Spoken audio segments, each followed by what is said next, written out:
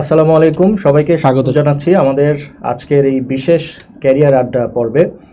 আপনাদের সাথে আছি আমি ইহতিশামুল আলম মারুফ। আমাদের সাথে আজকে একজন বিশেষ অতিথি উপস্থিত আছেন, যার ব্যাপারে ইতিমধ্যেই হয়তো আপনারা জেনেছেন। মোসাদ্দেকা বেগম বৃষ্টি, বিসিএস প্রশাসন ক্যাডার, 43তম বিসিএস, দ্বিতীয় মেধাক্রম। তিনি আজকে আমাদের সাথে থাকবেন এবং তার বিসিএস যেই জার্নিটা, সেই এক্সপিরিয়েন্সগুলো আমাদের সাথে শেয়ার করবেন এবং আমাদের শিক্ষার্থীদের সাথে সেই জিনিসগুলো শেয়ার করবেন। তার এই বিষয়গুলো সম্পর্কে আমরা জানবো। আমি আজকে আমাদের স্টুডিওতে স্বাগত জানাচ্ছি মোসাদ্দেকা বেগম বৃষ্টিকে। আসসালামু আলাইকুম, আপনি কেমন আছেন? জি আলহামদুলিল্লাহ, ভালো। আপনি? জি আলহামদুলিল্লাহ ভালো আছি। আপনি বিসিএস প্রশাসন ক্যাডার, 43তম বিসিএস এর সুপারিশপ্রাপ্ত দ্বিতীয় মেধাক্রমে, এবং আপনার পুরো যে ইন্ট্রোডাকশনটা যদি আপনি একটু দিয়ে দিতেন আমাদের দর্শকদের জন্য। আচ্ছা, আমি মোসাদ্দেকা বেগম বৃষ্টি। আমি চট্টগ্রাম বিশ্ববিদ্যালয় থেকে ম্যাথমেটিক্সে অনার্স এবং মাস্টার্স সম্পন্ন করেছি। বর্তমানে আমি পাইকপাড়া স্টাফ কোয়ার্টার সরকারি প্রাথমিক বিদ্যালয়ে সহকারী শিক্ষক হিসেবে কর্মরত রয়েছি এবং আলহামদুলিল্লাহ 43তম বিসিএসে আমি প্রশাসন ক্যাডার হিসেবে সুপারিশপ্রাপ্ত হয়েছি।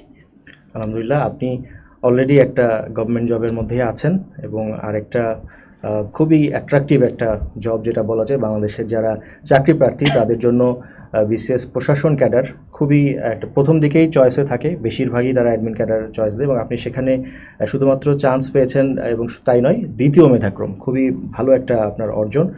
সো আপনার আজকের এই যে অর্জনটা, এই অর্জনটার পেছনের গল্পটাই মূলত আমরা আজকের এই ক্যারিয়ার আড্ডাতে শুনবো। তো প্রথমে আমি আপনাকে যেই প্রশ্নটা দিয়ে শুরু করতে চাই যে বিসিএস ক্যাডার হতে হবে, এই বিষয়টা কখন আপনার মাথায় প্রথম এসেছিল? ঠিক কোন সময়? যে অনেকের যেরকম থাকে যে নবম দশম শ্রেণীতে পড়ার সময় থেকেই টার্গেট থাকে, কেউ আসে যে এইচএসসির সময়, বা কোন সময় ঠিক এক্স্যাক্টলি কোন সময় আপনার কাছে মনে হয়েছিল যে জীবনের আপনার লক্ষ্য বিসিএস ক্যাডার হওয়া? আচ্ছা, আমি একটু ইলাবোরেট এটার উত্তর করতে চাই। আমার যখন অনার্স কমপ্লিট হয় ওই মুহূর্তটা তো আসলে ওরকম করে চিন্তা ভাবনা ছিল না, কিন্তু 2019-এর শেষের দিকে যখন অনার্স শেষ হয়ে যায়, পরিবার থেকে একটা বিয়ের চাপ আসতে থাকে। তো আমার আসলে মানে অনেক আগে থেকে ইচ্ছা ছিল আমি ইন্ডিপেন্ডেন্ট হব। কোথায় যাব না যাব সেটা না, আমি নিজের পায়ে দাঁড়াতে চেয়েছিলাম। তো সেজন্য আমি চেয়েছিলাম কোনো একটা কমিটমেন্টে যাওয়ার আগে আমি চেয়েছিলাম একটা নিজের জন্য একটা জব সিকিউর করতে। সেই তারুণাটা থেকে আসলে আমি 2020-র দিকে মূলত চাকরি প্রিপারেশন নেওয়া শুরু করি এবং তখন আমার যে সময় করোনার করোনা ফেজটা যখন আসে, এবং আমার প্রথম অ্যাপ্লাই ছিল অ্যাপিয়ার্ড দিয়ে। আমি 2020-তে 41 বিসিএস এর জন্য অ্যাপ্লাই করি এবং ওটাই ছিল আমার প্রথম কোনো চাকরির পরীক্ষার জন্য আবেদন করা, এবং তখন থেকেই মূলত আমার বিসিএস এর জার্নিটা শুরু হয়। আচ্ছা, মানে ওই সময় আপনি চেয়েছিলেন যে একজন ইন্ডিপেন্ডেন্ট, একজন নিজের পায়ে দাঁড়ানোর। সো এটা আপনার গ্র্যাজুয়েশন শেষ করার পরে আপনি টার্গেট করেছিলেন যে আপনাকে বিসিএস ক্যাডার হতেই হবে, একটা ডু অর ডাই সিচুয়েশনের মতন ছিল। প্রিপারেশন নিতে গিয়ে আসলে এটার প্রেমে পড়ে যাওয়া। আচ্ছা আচ্ছা, খুবই চমৎকার। তো আপনার এই যে আপনি আজকে বিসিএস ক্যাডার হয়েছেন, আমি যদি একটু ইন জেনারেল বলি, তো হয় না যে অনেক সময় ফ্যামিলি থেকে বা আপনার কোনো সিনিয়র এরকম যে আপনাকে ইন্সপায়ার করেছে যে আপনার এরকম একজন একটা পজিশনে যেতে হবে, আপনাকে নিজেকে নিজের পায়ে দাঁড়াতে হবে বা আপনি একটা অর্জন করবেন, এই ইন্সপায়ারেশনটা কারা ছিল বা কে ছিল? এমনিতে বলি, যখন আমি প্রিপারেশন নেওয়া শুরু করি তখন মোটামুটি যখন জানতে পারি যে পেপার পড়াটা আমাদের জন্য অনেক ইম্পর্টেন্ট, তো আমি একদিন প্রথম আলোতে একটা আর্টিকেল ছিলাম, তো ওখানে আমি দেখি একজন ইউএনও ছিল, খুব সম্ভবত ওনার অন্য জায়গায় বদলি হয়ে যায়। এখন উনার যখন বদলি হয়ে যায় তখন ওইখানকার মানুষেরা ওনাকে মানে কোনো জায়গায় পোস্টিং দিতে রাজি ছিল না। উনি এত বেশি মানুষের ভালোবাসা পেয়েছিলেন যে ওখানকার জনগণ মানববন্ধন শুরু করে যে ওনাকে ওখান থেকে সরানো যাবে না। এমন কোনো রাজনৈতিক কারণ ছিল না যার কারণে বদলি, নর্মালি এই যে পোস্টিং চেঞ্জ হয় ওই কারণে। তো ওই জিনিসটা আমার আসলে মানুষের অনেকের টাকা পয়সার চাওয়া পাওয়া থাকে, স্বাস্থ্যের চাওয়া পাওয়া, সুস্বাস্থ্য, আমার আসলে মানুষের ভালোবাসাটা অনেক বেশি ভালো লাগে। যখন কাউকে ভালোবাসা পেতে দেখি আমার কাছে মনে হয় জীবনে ওইটাই আমার জন্য চাওয়াটা। তো ওই দিন আমি আব্বুকে জিজ্ঞেস করি, আব্বু ইউএনও কি জিনিস? তখন আসলে আমার ওরকম আইডিয়া ছিল না। তো আমি ওইটা আপনার মাথায় থেকে যায় যে একটা এই ধরনের। তো আব্বুকে আমি জিজ্ঞেস করি, আব্বু ইউএনও কিভাবে হওয়া যায়? তো আব্বু তখন বলে, তুমি তো ইউএনও ডিরেক্টলি হতে পারবে না, এটার জন্য তোমাকে বিসিএস এ এখন তুমি যেভাবে প্রিপারেশন নেছো ওভাবে তোমাকে প্রশাসন ক্যাডারে সুপারিশপ্রাপ্ত হতে হবে, দেন গ্র্যাজুয়ালি তুমি প্রমোশন পেয়ে ইউএনও হতে পারো। তো ওই সময় ওই জিনিসটা আসলে আমাকে খুব বেশি ইন্সপায়ার করে যে আমি একদিন হয়তো কেউ আমার জন্য এভাবে কিছু করবে। ওটাই আর কি। আমরাও সেটা আশা করি যে এরকম হবে অবশ্যই। আপনার প্রতি সেই শুভকামনা থাকলো যে আপনিও এইরকম হয়তো অন্য কাউকে ইন্সপায়ার করতে পারবেন আপনার নিজের কর্মগুণে। সো আপনি 43rd BCS এ অ্যাডমিন ক্যাডারে রেকমেন্ডেড, এটা কি আপনার প্রথম বিসিএস ছিল? আমার প্রথম বিসিএস ছিল 41 বিসিএস। 41 BCS আপনার 43rd হচ্ছে আমার দ্বিতীয় বিসিএস। 41 প্রিলিতে আপনার কিরকম রেজাল্ট ছিল? 41 প্রিলিতে আপনি উত্তীর্ণ হয়েছিলেন? জি আমি আলহামদুলিল্লাহ 4টা প্রিলি দিয়েছি এবং 4টাই উত্তীর্ণ হয়েছি। 41 যেহেতু আমার প্রথম ছিল, ওখানে আমার মার্কস ছিল 125। আচ্ছা রাইট। সো আপনি বোঝা যাচ্ছে একজন অলরাউন্ডার, একদম টপ নচ। আপনি একদম প্রথম বিসিএসেই প্রিলি পাস করেছেন। অনেকে 5টা-6টা বিসিএস দিয়েও উত্তীর্ণ হতে পারে না, বা 5-6টা বিসিএস পরে উত্তীর্ণ হয়। সেক্ষেত্রে বোঝা যাচ্ছে যে আপনার বেসিকটাও ভালো ছিল। আপনি থেকে আপনি ম্যাথমেটিক্স ডিপার্টমেন্টের, সেহেতু আপনার ম্যাথ যেটা অনেকের উইকনেস, সেই জায়গাটাও হয়তো আপনার অনেক বেশি স্ট্রং ছিল।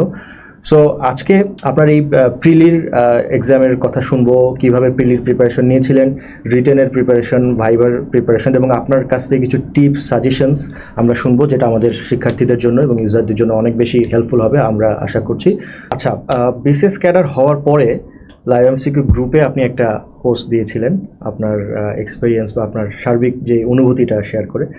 সো সেই পোস্টটা আমরা সেই পোস্টটা থেকে অনেক বেশি আমরা আপ্লুত হয়েছিলাম, আমরা ইন্সপায়ার্ড হয়েছিলাম, এবং আমাদের ইউজারদেরও একটা বড় অংশ আপনার এই যে আবেগটা বা আপনার যে অনুভূতিটা সে সময়, সেটা অনেকেই টাচ করেছিল সেই সময়টা। সো লাইভ এমসিকিউর সাথে আপনার যেই জার্নিটা, সেটা আপনি আসলে কিভাবে লাইভ এমসিকিউর ব্যাপারে প্রথম জেনেছিলেন, এটা যদি একটু বলতেন। আমরা কয়েকজন মিলে, বন্ধুরা মিলে 41 বিসিএস এর জন্য যখন আবেদন করি, তখন আমরা নিজেরাই 2-3 জন মিলে একটা গ্রুপে পড়াশোনা শুরু করি। তখন একজন বন্ধু বলল যে এরকম লাইভ এমসিকিউ নামে একটা অ্যাপস আছে, আমরা চাইলে ওখানে পরীক্ষা দিয়ে নিজেদেরকে যাচাই করে নিতে পারি। তখন ওই অ্যাপসটা আমরা নামাই এবং আমরা জানতে পারি যে এটার কিছু স্টাডি গ্রুপও থাকে। তখন একদম শুরুর দিকে ছিল। তো বুস্টার নামে আমরা একটা স্টাডি গ্রুপে অ্যাড হই এবং ওখান থেকেই মূলত আমাদের প্রিপারেশনটা শুরু। আমরা ওখানে ঢুকে দেখি ওখানে আমাদের মতো প্রায় 150 জনের মতো ছিল, আরও অনেকে ছিল। তো আমরা সবাই মিলে আস্তে আস্তে পরিচিত হতে থাকি। দেন ওখানে সবাই মিলে সারাদিন পড়ালেখা করতাম এবং রাতের বেলা আমরা লাইভ এমসিকিউতে এক্সাম দিতাম। এবং তখন আসলে সিস্টেমটা এখনের মতো এত উন্নত ছিল না। তখন যখন আমরা পরীক্ষা দিতাম, এর পরের দিন রেজাল্টটা, এখনো সম্ভবত আমি শিওরলি জানি না, পরের দিন রেজাল্টটা আসতো। তো আমরা পরীক্ষা দিয়ে রাতে গ্রুপে এসে সবাই যেটা প্রশ্ন আমরা পারতাম না, ওটার স্ক্রিনশট নিয়ে গ্রুপে দিয়ে বলতাম যে এটার উত্তর কি হতে পারে। তখন ওভাবে আমাদের মানে প্রিপারেশনটা আস্তে আস্তে শুরু হয় আর কি মূলত।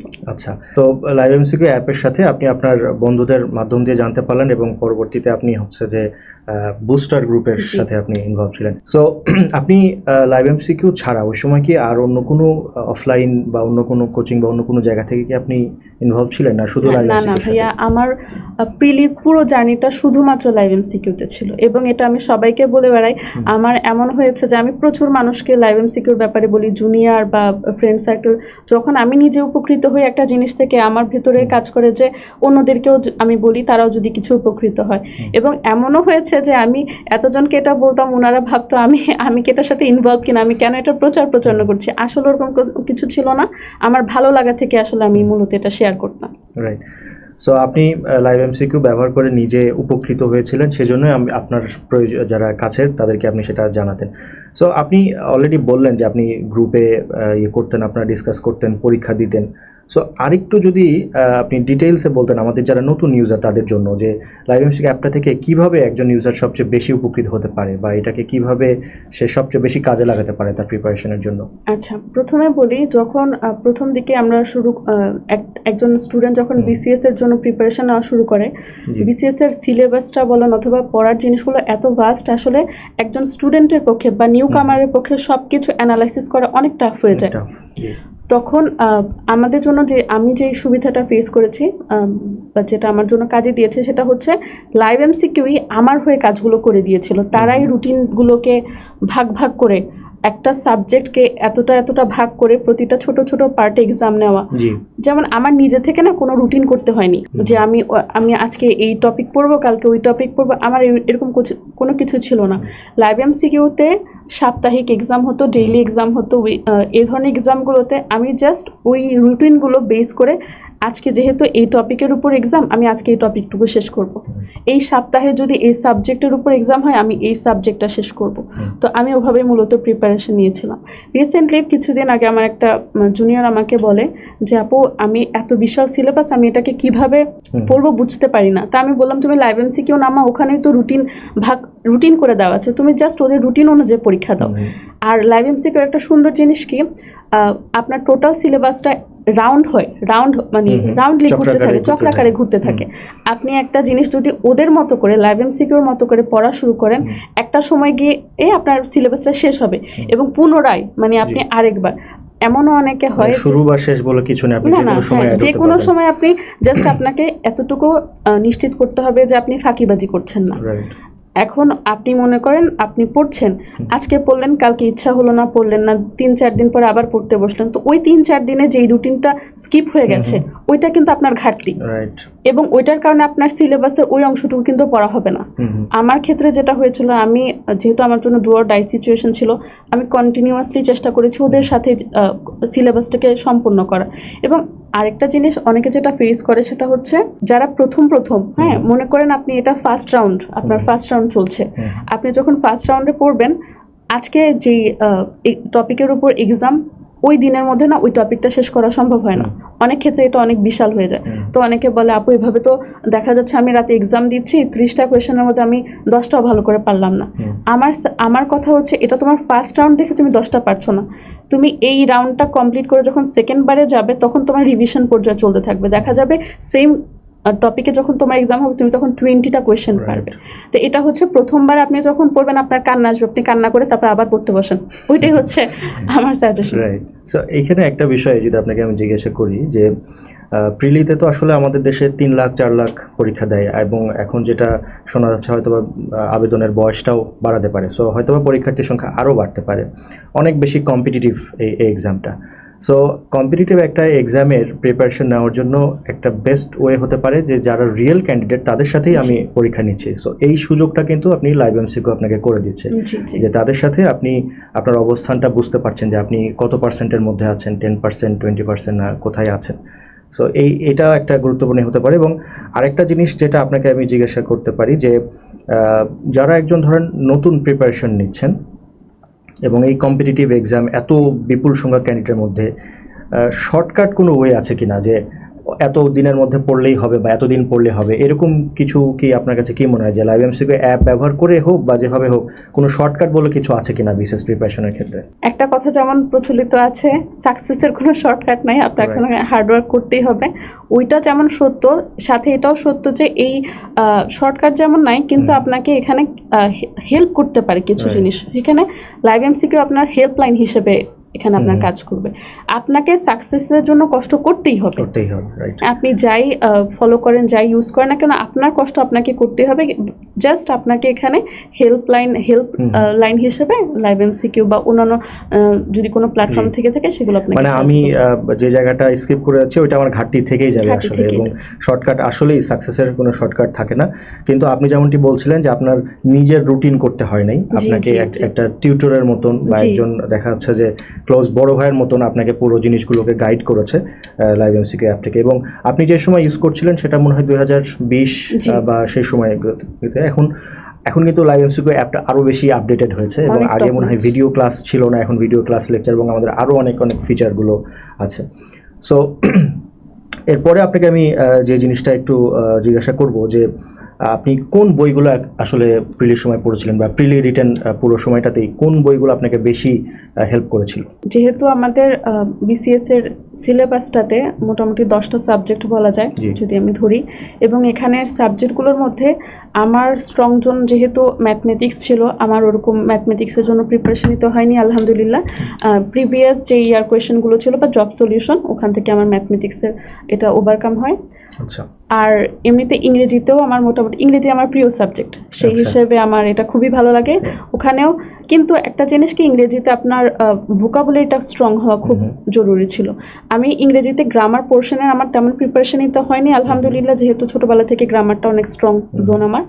আমার যেটা প্রিপারেশন নিতে হয়েছিল সেটা হচ্ছে ভোকাবুলারি, এবং এই ভোকাবুলারিটাতে আমি সবচেয়ে বেশি হেল্প পেয়েছি। আমি যখন প্রিপারেশন নেই তখন লাইভ এমসিকিউতে 16টা গ্রুপের কিছু ভোকাবুলারি পিডিএফ আসে। ভোকাবুলারি বুস্টার জি জি জি, ওই পিডিএফ গুলো আমি প্রিন্ট আউট করে নিই এবং আমি ওগুলো থেকেই বারবার ওগুলো প্রিপারেশন নেই এবং পরীক্ষা দিই। এবং আলহামদুলিল্লাহ আমার এখনো মনে আছে যখন এই এক্সামগুলো হয় ভোকাবুলারি একটা আলাদা বাটন ছিল, ইংলিশ এখনো আছে। আচ্ছা, তো ওখানে যখনই এক্সাম হতো আলহামদুলিল্লাহ আমি টপ কয়েকজনের মধ্যে থাকতাম। তো হ্যাঁ, এটা খুবই একটা চমৎকার একটা বিষয় যে আপনি নিজে ম্যাথের স্টুডেন্ট, পাশাপাশি আপনার ফেভারিট সাবজেক্ট হচ্ছে ইংলিশ, এবং আমাদের শিক্ষার্থীদের মধ্যে আমরা যেটা দেখতে পাই বেশিরভাগই ম্যাথে এবং ইংলিশে সবচেয়ে বেশি দুর্বল, এবং এই জায়গাটা আপনার স্ট্রং জোন ছিল। সো একই সাথে জিজ্ঞাসা করতে চাই, তাহলে আপনার এমন কোনো সাবজেক্ট বা এমন কোনো টপিক ছিল কিনা যে বিষয়ে আপনি একটু উইক ছিলেন কম্পারেটিভলি, এবং সেই জায়গাটাতে আপনাকে বেশি স্ট্রাগল করতে হয়েছে এবং সেই জায়গাটা আপনি ওভারকাম করছেন? আর তো একটু ওখানে বলে নিই, আমি বাংলা সাহিত্যের জন্য যেটা করেছিলাম সেটা হচ্ছে লাইভ এমসিকিউতে। তখন বাংলা সাহিত্যে এমনিতে আমি বাজারে কিছু বইও পড়েছি, কিন্তু মূলত আমার বেশি সাহায্য করেছিল তখন লাইভ এমসিকিউতে সাহিত্যের 11 জন রাইটারের যেই ওনাদেরকে নিয়ে একটা পিডিএফ বের হয়, জি আমি তখন ওটা প্রিন্ট আউট করে নিয়ে মূলত ওখান থেকেই মেনলি পড়াগুলো পড়ি। এভাবে আমার মোটামুটি অনেকগুলো সাবজেক্টে চলে আসে আয়ত্তে। আমি সবচেয়ে বেশি দুর্বল ছিলাম, যেটা আপনি জিজ্ঞাসা করলেন, আন্তর্জাতিক বিষয়গুলি এবং জিকেতে মূলত জিকেতে খুব বেশি উইক ছিলাম। আমার এখনো মনে আছে যখন আমরা শেষের দিকে 41-এর যখন প্রিলিমিনারি হবে তার কিছু আগে লাইভ এমসিকিউতে ফাইনাল মডেল টেস্ট চলছিল, এবং তখন আন্তর্জাতিক বিষয়াবলীর উপর একটা ফাইনাল মডেল টেস্ট হয়, অনেকগুলো হয়, তার মধ্যে একটা কথা বলছি। তো আমাদের তো যে বললাম আমরা গ্রুপে সবসময় পরীক্ষা দিয়ে যেটা প্রশ্ন পারতাম না ওটার স্ক্রিনশট নিয়ে আমরা ওখানে আলাপ করতাম। এখানে একটা কথা বলে নেই, যখন আপনি একটা পরীক্ষা দিবেন সাথে সাথে যদি আপনি ওইটার যেগুলোর উত্তর আপনি পারলেন না ওগুলোর উত্তর নিয়ে আপনি ঘাটাঘাটি করেন, তখন পরে উত্তরটা জানার চেয়ে ওই মুহূর্তে ঘাটাঘাটি করে উত্তরটা জানলে সেটা আপনার মেমোরিতে অনেক বেশি স্থায়ী হয়। তো সেজন্য আমরা চেষ্টা করতাম যেটা আমরা পারছি না ওটা আমরা হয় গ্রুপের মাধ্যমে না তো ইন্টারনেট থেকে ঘাটাঘাটি করে বের করা, অথবা তখন আমাদের লাইভ এমসিকিউতে সার্চ যে বাটনটা ছিল আমরা সার্চ বাটনের মাধ্যমে উত্তরটা তখন জেনে নিতে পারতাম। তো যাই হোক, স্মার্ট সার্চ যেটা আমাদের জি এখন যেটা স্মার্ট সার্চ। আন্তর্জাতিকের একটা ফাইনাল মডেল টেস্ট হয়, তো ওখানে একটা মানে মোটামুটি আমার ভালো হয় না যেহেতু আমার আন্তর্জাতিক এখানে বিষয়টাতে আমার দুর্বলতা রয়েছে। তো ওখানে একটা প্রশ্ন আসে, পৃথিবীতে ছিদ্রায়িত রাষ্ট্র কয়টি? আচ্ছা, তো আমার স্বাভাবিক উত্তরটা জানা ছিল না, তো আমি এটার স্ক্রিনশট নিয়ে গ্রুপে দিয়ে বলি এই প্রশ্ন কোত্থেকে আসছে, এটা তো আমি পারলাম না। তো যখন ভাইয়ারা আমাকে বল এটা তো 2টা, এটা তো খুবই ইজি একটা প্রশ্ন, এটা তো সবাই পারে। তো আমার না তখন জিনিসটা খুব গায়ে লাগে বলতে যে এত সহজ একটা প্রশ্ন সবাই পারে আমি কেন পারি না, তার মানে এটা কঠিন কিছু বিষয় না, আমারই ল্যাকিংস। হ্যাঁ, এখানে আমার ল্যাকিংস আছে। তো তখন আমার ভিতর একটা জিদ কাজ করে যে যেহেতু আমার এইখানে দুর্বলতা রয়েছে আমাকে এটা ওভারকাম করতে হবে। তো সেই রাত থেকে আমি একটা জিনিস শুরু করি, যেটা এখন আমাদের লাইভ এমসিকিউ তো অনেক বাটন এসেছে বা স্মার্ট অপশন এসেছে, এগুলো তখন ছিল না আমার সময়। তখন আমার সময় জাস্ট ছিল ফেভারিট অপশন করা যেত, যেটা আমার পছন্দ ওটাকে আমি ফেভারিট করে রাখতে পারতাম, পরে ফেভারিট বাটনে গিয়ে ওটা আমরা দেখতে পারতাম, রিভাইজ করতে পারতাম। তখন আন্তর্জাতিকের জন্য তো আলাদা কোনো ওরকম ছিল না, এখন যেমন সাবজেক্ট ওয়াইজ বাটন আছে তখন ওরকম ছিল না। তো আমি চিন্তা করলাম আমি আন্তর্জাতিকের জন্য কিভাবে লাইভ এমসিকিউতে আলাদা একটা ভাগ করতে পারি আমার নিজের জন্য। তো তখন আমি করলাম কি, লাইভ এমসিকিউতে যে 200 নম্বরের মডেল টেস্টগুলো হয় ওখানে শুধুমাত্র আন্তর্জাতিক বিষয়াবলীর প্রশ্নগুলো আমি সলভ করা শুরু করি এবং প্রতিটা প্রশ্নকে আমি ফেভারিট করা শুরু করি। যখন আমি ফেভারিট দিতে থাকলাম এই প্রশ্নগুলো আমার ফেভারিট বাটনে জমা হতে থাকে। এরকম করে আমার মনে আছে আমি প্রায় 12,000 প্রশ্ন ফেভারিট বাটনে নিজে মেহনত করে নিয়ে যাই এবং এমনও হয়েছে যে আমি মনে করেন এতটা সময় যদি আমি ওখানেতে আমার পড়াতে একটু ঘাটতি টাইমটা কমতে থাকে, তো আমি আমার বোনের মেয়েকে মোবাইল ধরাই দিতাম যে তুমি বসে বসে এগুলোকে ফেভারিটে নিয়ে যাও। এরপর এরকম করতে করতে যখন আমার একটা বাটনের ভিতরেই আন্তর্জাতিকের অনেক প্রশ্ন আসছে, দেন আমি ওখানে বারবার করে ওগুলো পড়তে থাকি এবং ওইভাবে আমি আমার আন্তর্জাতিকের যে দুর্বলতা ছিল ওভাবে কাটাই। আমি আসলে আমার যে কোনো সাবজেক্টে যদি কোনোখানে দুর্বলতা থাকে আমি এভাবেই কাটানোর চেষ্টা করি। আমি কেন অন্যজন থেকে দুর্বল হব, ওভাবে আমার প্রিপারেশনটা ওভারকাম করি। খুবই চমৎকার আসলে শুনছিলাম আপনার এই এক্সপিরিয়েন্সটা, কিভাবে আপনি অ্যাপটা ইউজ করতেন এবং আপনি আমাদের যেই অ্যাপ থেকে যে আমাদের কিছু সাপ্লিমেন্টারি পিডিএফ ছিল বাংলা সাহিত্যের এবং অন্যান্য বিষয়ের, সেগুলো থেকেও আপনি অনেক বেশি উপকৃত হয়েছেন। এবং মূলত বাজারের বইগুলোতে যেটা হয় যে অনেক সময় অনেক রকমের কনফিউজিং এলিমেন্টস থাকে, তো সেই ক্ষেত্রে আসলে সর্বোচ্চ ক্রস চেক করে পড়া। জি। এবং লাইভ এমসিকিউতে আমরা চেষ্টা করতাম যে সবসময় এই ধরনের কন্টেন্ট দেয়, এবং যে কোনো ভুল যদি আমাদের ইউজারদের চোখে পড়ে এখনও আমরা সাথে সাথে কিন্তু সেটা রিপ্লেস করে সেটাকে এডিট করে করে দিই। এবং ডাইনামিক প্যানেল, রাইট, আমাদের ডাইনামিক প্যানেল বা এটা সব কিছুতে। ডাইনামিক প্যানেলটার ব্যাপারে আপনি বলতে পারেন, ডাইনামিক প্যানেল থেকে কীরকম উপকৃত হয়েছেন? আমি যদি বলি, মনে করেন আপনি একটা বাজারে বই পড়ছেন, ওখানে একরকম উত্তর, আরেকটা জায়গায় পড়ছেন ওখানে আরেক রকম উত্তর, এরকম 3-4 জায়গায় যদি 4 রকম উত্তর থাকে, তা আপনাকে তখন কি করতে হবে? আপনি ফার্স্ট হচ্ছে কনফিউশনে পড়বেন কারেক্ট অ্যান্সার কোনটা। সেকেন্ড, আপনি যে কাজটা করবেন বিভিন্ন গ্রুপে গিয়ে খোঁজাখুঁজি করবেন যে এটা সঠিক উত্তর কোনটা, বা ওয়েবসাইট ইন্টারনেট ঘাটাঘাটি করবেন। আমাদের ক্ষেত্রে তখন হয়েছিল যে আমরা এই কাজটা লাইভ এমসিকিউকে দিয়ে দিয়েছি, আপনারা বসে বসে উত্তর বের করে আমাকে কারেক্ট অ্যান্সার বলেন, এবং ওখান থেকে যে অ্যান্সারটা আসে আমি নিশ্চিন্তে ধরে নিতে পারি ওইটাই কারেক্ট অ্যান্সার। মানে একটা আস্থার জায়গা তৈরি হয়েছিল।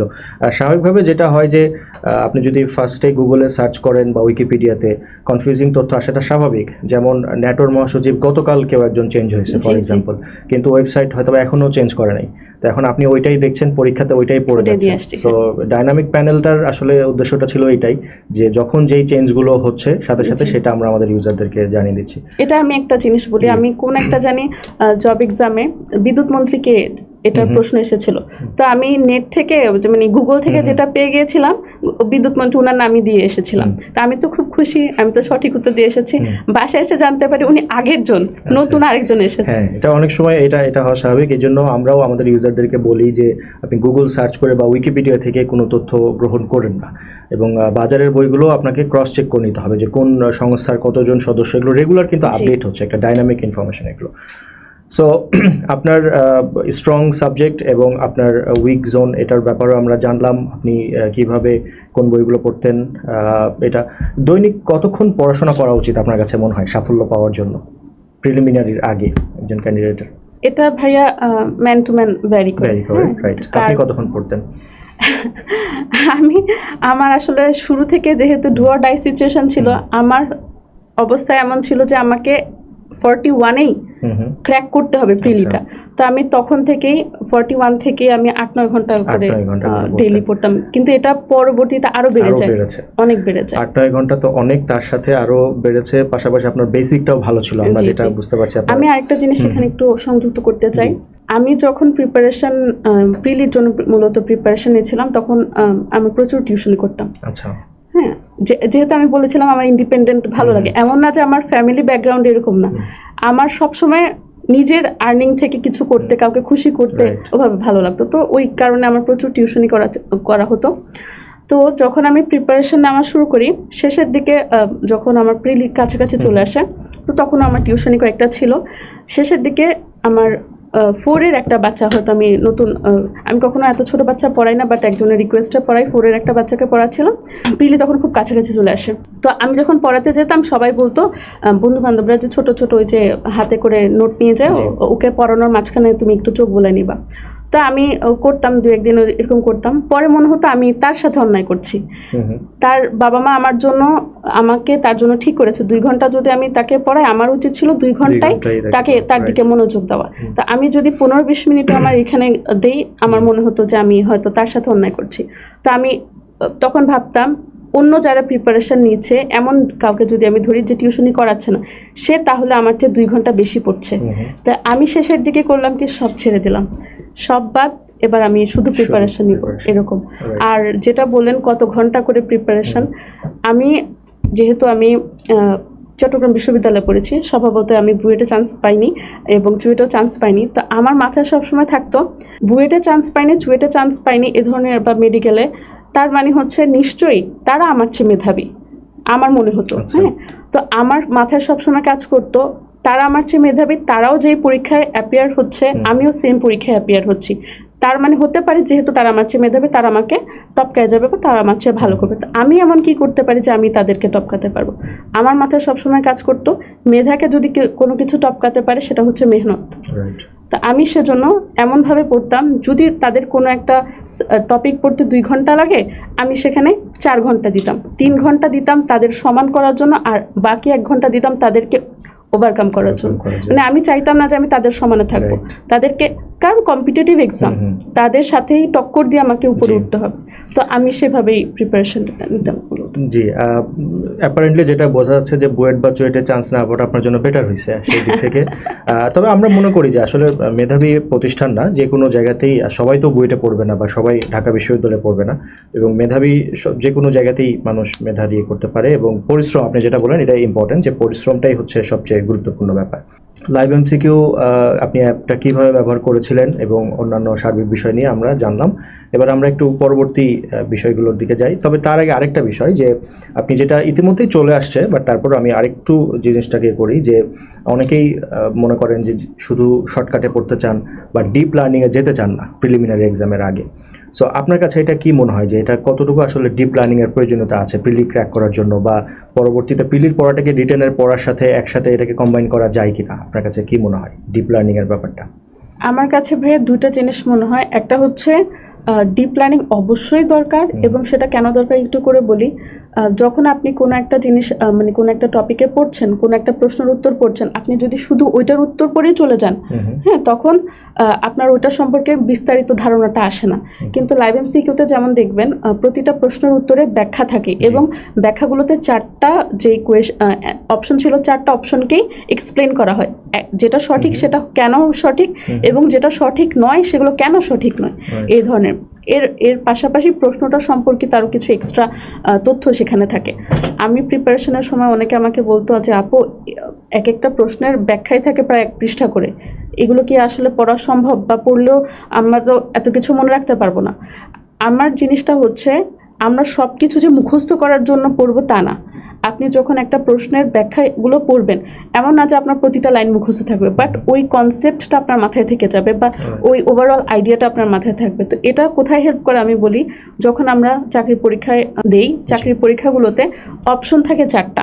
তো মনে করেন আপনি তখন কোনো সঠিক উত্তর আপনি জানেন না যে কোনটা সঠিক উত্তর হবে, তখন আপনাকে ওই ডিপ লার্নিংগুলি আসলে হেল্প করে, স্কিপ করতে হেল্প করে। কোনো একটা 4টা অপশনের মধ্যে আপনি একটা স্কিপ করতে আপনাকে হেল্প করবে। স্কিপ করে করে দেখা যাবে আপনি 50-50-তে চলে আসছেন, এবং তখন কিন্তু আপনার প্রবাবিলিটি অনেক বেড়ে যায় যে আপনি সঠিক উত্তরটা ক্লিক করতে পারছেন কিনা।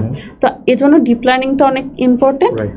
আর আরেকটা জিনিস আমি বলবো, অনেক বেশি পড়ার চেয়ে, আমি ডিপ লার্নিং বলতে অনেকে ভাবে যে অনেক বেশি পড়া, ডিপ লার্নিং জিনিসটা এটা না, অনেকে এটার সাথে মিক্সড করে ফেলে। ডিপ লার্নিং এর সাথে অনেক বেশি পড়ার তফাৎটা হচ্ছে, ডিপ লার্নিং হচ্ছে আপনার কনসেপ্টটা নিজের আয়ত্তে আনা বা জিনিসগুলো সম্পর্কে আপনার ধারণা থাকা।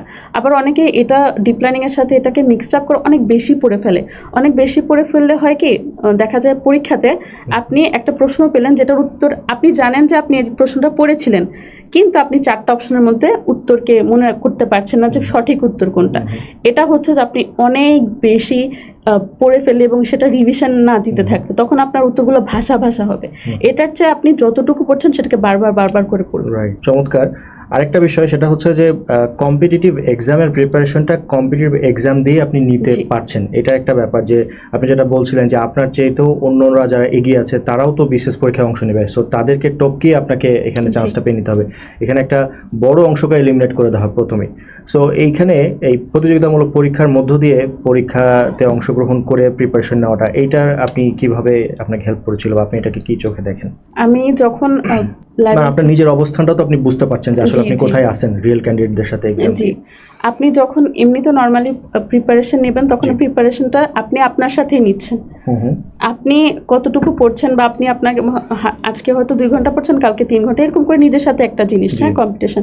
কিন্তু যখন আপনি লাইভ এমসিকিউ বলেন বা অন্য এ ধরনের প্ল্যাটফর্মগুলোতে, যদি আমার মনে হয় না এই ধরনের প্ল্যাটফর্ম আর আছে, এই ধরনের জিনিসে আপনি যখন এক্সাম দিবেন, তখন দেখা যাবে আপনার পজিশনটা কতটুকু। যেখানে আপনি মনে হচ্ছিল যে আমি এখানে খুব বস আমি জি। এখানে খুব ভালো করছি, হ্যাঁ। এক্সাম দিতে গিয়ে দেখা যেত যে হাই হাই আমি কোথায়, এইখানে তো আমার চেয়ে অনেক বেশি। যেমন আমি একটা জিনিস বলি, আমি যখন বুস্টার গ্রুপে ছিলাম আমাদের সাথে একটা ভাইয়া ছিল, উনি আলামিন ভাই, উনি এখন ইউনিয়ন পরিষদ সচিব। আচ্ছা। তো ভাইয়ার মুখে শুনেছিলাম ভাইয়া নাকি এমনও হয়েছে যে 13-14 দিন সূর্য দেখেনি। হ্যাঁ, এরকম ভাইয়ার ফ্যামিলি বলতো যে তুমি আচ্ছা। একটু বাইরে বের হয়, এরকম এত বেশি এত বেশি পড়তো। তো তখন আমি ওখানে এসে বুঝতে পারলাম যে আমি আসলে কোথায়। আমি তো মাত্র 2-3 ঘন্টা বা এই 4-5 ঘন্টা পড়তেছি, ওনারা এত পড়ছেন, তার মানে আমি যাদের সাথে এক্সাম দিচ্ছি তারা আসলে অনেক বেশি প্রিপারেশন নিচ্ছে। Right. আবার দেখা যেত আমরা যখন ওই যে একটা সিরিয়াল আসতো না পরীক্ষা, আপনার র্যাঙ্কিং কত, মেধাক্রমটা আসতো। তো মেধাক্রমটা আসলে দেখা যেত আমার নাম আস্তে আস্তে উপরেও অনেকজনের নাম, এবং কৃষিবিদ অমুক, এই অমুক, সেই তমুক, এরকম প্রচুর নাম।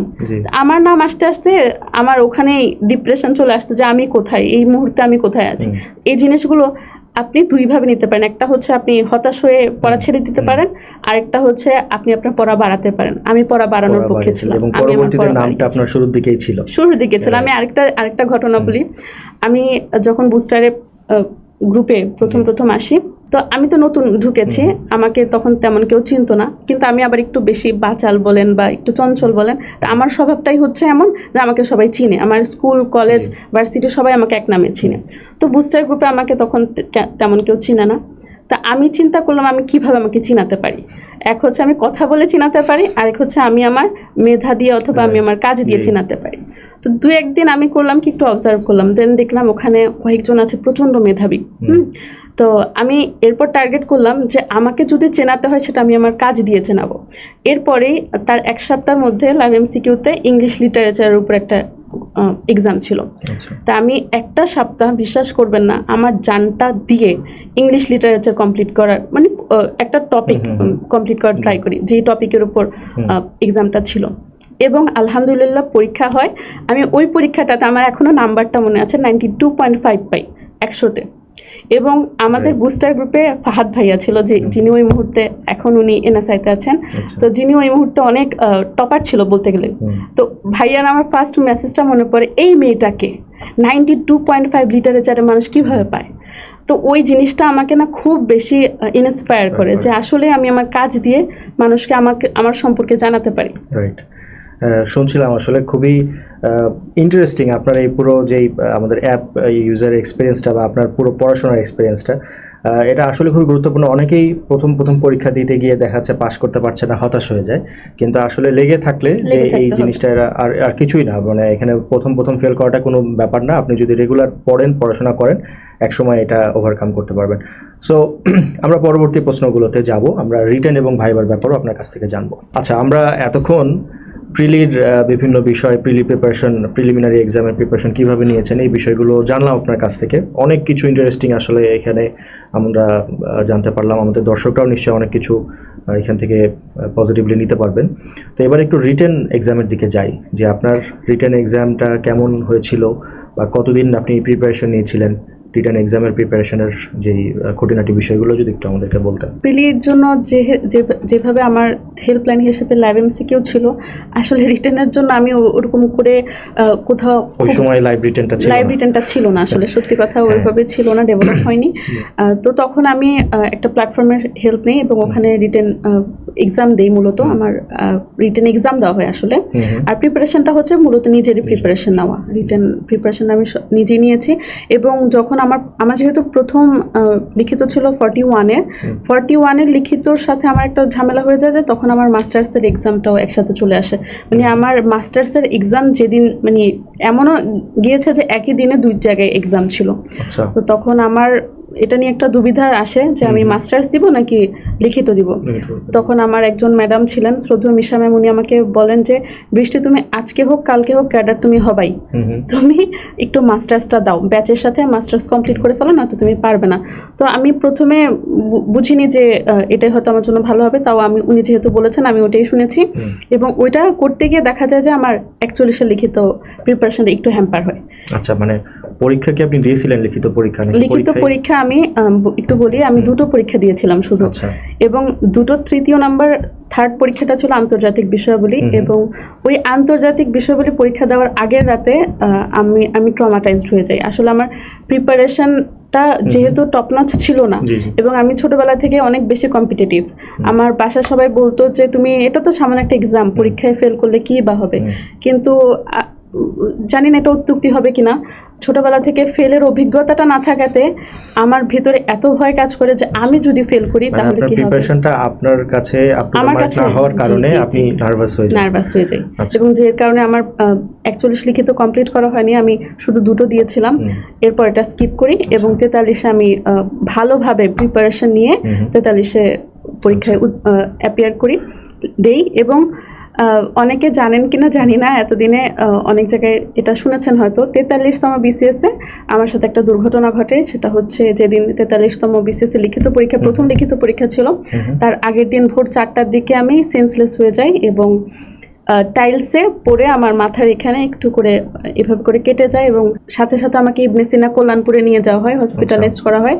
ওখানে 7টা সেলাই দেওয়া হয় এবং ওই 7টা সেলাই নিয়ে আসলে আমি আমার লিখিত পরীক্ষা দিয়েছি। এবং আমার মাথায় এভাবে ব্যান্ডেজ করা ছিল। আমি প্রতিদিন পরীক্ষা দিতে যেতাম আর হলের সবাই আমার দিকে তাকিয়ে থাকতো, স্পটলাইটটা আপনার দিকে। কিন্তু আল্লাহর রহমতে স্যারেরা মানে যারা ছিল সবাই অনেক হেল্প করে। এইভাবে অনেক বড় একটা ব্যাপার যে আপনি এরকম একটা অবস্থাতে পরীক্ষা দিয়েছেন, ভালো করেছেন এবং ভালো রেজাল্ট করেছেন। সো এটা এইখানে ট্রমাটাইজ হয়ে গেছিলেন কেউ যে 41তমতে দিতে পারেন নাই, সেটা আপনার কাছে আবার 41-এর ওই আন্তর্জাতিক বিষয়াবলীর আগের রাতটা বারবার আমাকে তাড়াতে থাকে। ওই আগের রাতটাই আমার এমন অবস্থা হয়ে যায় যে আমি আম্মুর কাছে কান্না করে বলি, আম্মু আমি শুধু একটু ঘুমাতে চাই। পরীক্ষা দিয়ে এসে মানুষের একটু রেস্ট দরকার। আমি সেটা যখনই ঘুমাচ্ছি আমার পরের দিনের পরীক্ষার বিভীষিকাটা আসতে থাকে, তখন আমি ঘুমের জন্য কান্না করতে থাকি একটা সময়। তো আমার আম্মু প্রথমে তো মানে মেয়ে পরীক্ষা দিবেন এই জিনিস মানতে পারছিল না, কিন্তু যখন দেখে আমার অবস্থা অনেক খারাপের দিকে যাচ্ছে তখন আমাকে বলে, আচ্ছা আম্মু তোর পরীক্ষা দিতে হবে না, তুই ঘুম যা। ওই জিনিসটা এবং ওই ভয়টাই আসলে 43-এ এত বেশি কাজ করে যে আমি খাওয়া দাওয়া বন্ধ হয়ে যায় বলতে গেলে ওইখান থেকে অসুস্থতাটা। যাক, শেষমেশ সবকিছু ভালো হয়েছে আর কি, যে কারণে এখন এইটা কষ্টের স্মৃতি হলেও আনন্দের স্মৃতিতে পরিণত হয়েছে আসলে। আচ্ছা, এবার একটু ভাইভাতে যাব আমরা। ভাইবার আপনার এক্সপিরিয়েন্স সম্পর্কে জানবো, যে ভাইবার প্রিপারেশনটা আপনি আসলে কতদিন নিয়েছিলেন বা কতদিন সময় পেয়েছিলেন, এবং আপনার ভাইবা কেমন হয়েছিল এই বিষয়টা যদি আমাদেরকে বলেন। ভাইবার প্রিপারেশন, ভাইবার কিছুদিন আগে আসলে আমার বিয়ে হয়, তো ওইভাবে আমার ভাইবার প্রিপারেশন নেওয়া হয়নি। আমি কোথাও কোনো মক ভাইবাও দিতে পারিনি। আমি শুধুমাত্র একটা বাজারের একটা বই কিনেছিলাম, ক্র্যাক বিসিএস ভাইবা টাইপের একটা বই। ওই বইটা আসলে পড়ে আমি ভাইবা দিতে যাই। এবং আমার মনে হয় কি আসলে ভাইবাতে আপনি ভাইবার আগে কতটুকু পড়েছেন সেটার চেয়ে বেশি ব্যাপারটা নির্ভর করে হচ্ছে আপনি আপনার হোল লাইফ জার্নিতে কি কি শিক্ষাগত যোগ্যতা অর্জন করেছেন, এবং সেটা আপনি ওই 15-20 মিনিটের ভাইবাতে আপনি ইমপ্লিমেন্ট করবেন আর কি। ওইটাই আপনাকে দেখাতে হবে, শো করতে হবে। এবং আমার ভাইবাটা হয়েছিল 23 মিনিটের মতো, আমার মনে আছে 23 মিনিটের মতো। কিন্তু অনেকের ভালো অভিজ্ঞতা থাকে, আমার অভিজ্ঞতা মোটেও ভালো ছিল না। আমি তো রিটেনের সময়ও অনেকটা নার্ভাস হয়ে গেছিলেন, ভাইবাতে গিয়েও হয়তো নার্ভাস হয়ে গেছি। ভাইবাতে বোর্ডে ঢোকার আগ পর্যন্ত আমি বিন্দাস ছিলাম ওরকম। আমি আসলে এর আগে 2টা ভাইবা দিয়েছিলাম এবং দুটোটাতে আলহামদুলিল্লাহ আমার অনেক ভালো এসেছিল, যেটাতে আমি বর্তমানে কর্মরত যেখানে আছি ওখানেও। তো ভাইবা সম্পর্কে আমার ভীতিটা ওরকম ছিল না। ভাইবা বোর্ডে ঢোকার আগ পর্যন্ত আমি ছিল, কিন্তু যেই মাত্র বোর্ডে ঢুকলাম এরপরে যখন প্রশ্ন আসা শুরু হলো, আমি না চারপাশে মনে হচ্ছিল ব্ল্যাঙ্ক আউট, মানে চারপাশে শুধু কালো আর কালো আর কিচ্ছু না, এরকম একটা অবস্থা হয়ে যায়। তো এরপর স্যারেরা যাই প্রশ্ন করে দেখা যায় আমি ম্যাক্সিমাম প্রশ্নের উত্তরেই সরি বলছি। আচ্ছা, এগুলো কি মানে সাবজেক্টিভ প্রশ্ন ছিল নাকি? না, এমনিতে ইন জেনারেল। আচ্ছা, ব্যাপারটা এমনও না যে প্রশ্নগুলোর উত্তর আমি পারি না, বা উত্তর আমি হয়তো আরো গুছিয়ে দিতে পারতাম, কিন্তু ওই মোমেন্টে আমি ব্ল্যাক আউট হয়ে যাই এবং নার্ভাস হয়ে যাই। কিন্তু আমার মনে হয়েছে ওই যেটা বললাম, আপনি আপনাকে রিপ্রেজেন্ট করতে পারাটা, একটা সরিও আপনি কিভাবে বলেন, আপনি তাদের প্রশ্নের উত্তরে নিজেকে কিভাবে, যদি আপনি নাও দিচ্ছেন তাও সেটা কিভাবে প্রেজেন্ট করছেন, সেটাও হয়তো অনেক বেশি কাজে এটা দিয়েছে। এটা একটা ভালো পয়েন্ট আপনি বলছেন যে আসলে সবাই তো সবকিছু পারবে এমনটা না। জি। ভাইভাতেও যে আপনাকে একদম সুপারম্যানের মতন সবই পারতে হবে তা না। কিভাবে আপনি সেটা পারবেন না এই কথা বলাটাও একটা জি। আর্ট, এটাও একটা সুন্দরভাবে বলা রয়েছে। সো এখান থেকে যদি আপনি ইন জেনারেল আমাদের নতুন ইউজারদের বা আমাদের ইন জেনারেল শিক্ষার্থীদের জন্য কিছু টিপস দেন যে ভাইভাতে কোন জিনিসগুলো করণীয় এবং কোন জিনিসগুলো বর্জনীয়, অল্প করে যদি কিছু টিপস দিতে পারেন ভাইবা রিলেটেড। ভাইভাতে আমি বলবো অবশ্যই পড়াশোনাটা আগে দিয়ে প্রিপারেশনটা খুব বেশি দরকার। এবং এটাতে আমি একটা জিনিস যা বুঝতে পেরেছি সেটা হচ্ছে আপনি যা যা পড়েছেন হতে পারে সেটা থেকে আপনাকে প্রশ্ন নাও করলো, হ্যাঁ, কিন্তু আপনি যেগুলো পড়েছেন ওটার কারণে আপনার ভিতরে একটা কনফিডেন্স আসে যে আমি তো অনেক পড়েছি, ইনশাল্লাহ আমি পারবো। রাইট। একেবারে মানে কম প্রিপারেশন নিয়ে গেলে যেটা হয় যে আপনার ভিতরে একটা ভয় থেকে যায়, কনফিডেন্স থাকে না। তো আপনি অনেক বেশি পড়ে যাবেন, ওই প্রশ্নগুলো আপনাকে নাও আসলেও আপনি ওই জিনিসগুলো আপনাকে কনফিডেন্স বিল্ড আপ করতে সাহায্য করবে। এবং দ্বিতীয়টা অবশ্যই যেটা বলবো সেটা হচ্ছে নিজেকে রিপ্রেজেন্ট করা, নিজেকে খুব সুন্দরভাবে একটা ফিউচার ক্যাডার হিসেবে আপনাকে রিপ্রেজেন্ট করতে হবে। আপনি একটা সময় গিয়ে দেশের কাজ করবেন, দেশের মানুষের জন্য কাজ করবেন, বড় বড় জায়গায় যাবেন, সেখানে গেলে আপনি নার্ভাস হবেন নাকি প্রশ্নগুলোর উত্তর আপনার সক্ষমতা দিয়ে ডিল করবেন, সেই জিনিসগুলো আপনাকে উপস্থাপন করতে হবে যে হ্যাঁ আমি পারবো, এইভাবে নিজেকে উপস্থাপন। চমৎকার। আমার মনে হয় লাস্টের এই কথাটা খুবই গুরুত্বপূর্ণ, নিজেকে রিপ্রেজেন্ট করার ব্যাপারটা। যারা ভাইবার প্রিপারেশন নিচ্ছেন বা ইন জেনারেল আপনি সবসময় যারা বিসিএস প্রিপারেশন নিচ্ছেন সবসময় আপনি আপনার যেই এন্ড রেজাল্টটা সেটা মাথায় রেখেই আপনাকে ওইভাবে প্রিপারেশন নিলে আপনার সেটা সব জায়গাতেই সেটার প্রভাব পড়বে, আপনার পড়াশোনা, আচার আচরণ সব কিছুতেই। আমরা আমাদের অনুষ্ঠানের একেবারে শেষের দিকে চলে এসেছি। আমরা আমাদের আজকের স্পেশাল গেস্ট মোসাদ্দেকা বেগম বৃষ্টির কাছ থেকে তার প্রিলি, রিটেন এবং ভাইবা এবং তার ওভারঅল বিসিএস জার্নির যে এক্সপিরিয়েন্সটা সেটা জানার চেষ্টা করলাম সংক্ষিপ্ত সময়ের মধ্যে।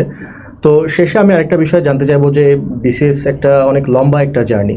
তো এত লম্বা জার্নি আসলে মানুষ একা একা পাড়ি দিতে পারে না, তার সাথে তার পরিবার এবং আরও অন্যান্য আনুষঙ্গিক বিষয়গুলো থাকে। সো এই ক্ষেত্রে আমি একটা বিষয় তার কাছে জানতে চাই যে তার ফ্যামিলির পক্ষ থেকে সাপোর্টটা কীরকম ছিল।